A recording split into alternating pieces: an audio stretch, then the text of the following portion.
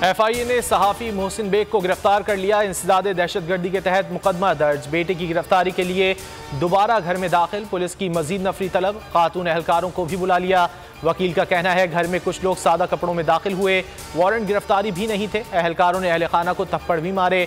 Mohsin bag ने media पर काबिल एतराज़ गुफ्तगू की थी।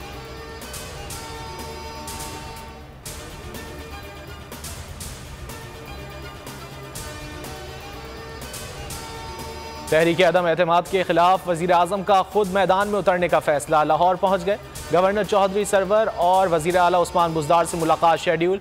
सरगोदा और DG खान के अरकान भी मिलेंगे।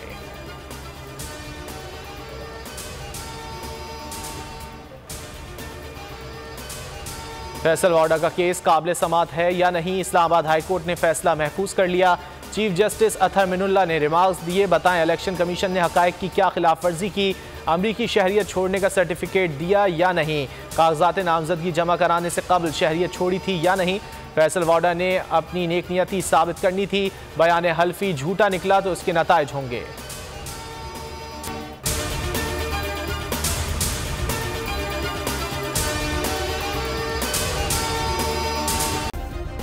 सब्सक्राइब करें और बेल दबाएं ताकि कोई खबर रह न जाए।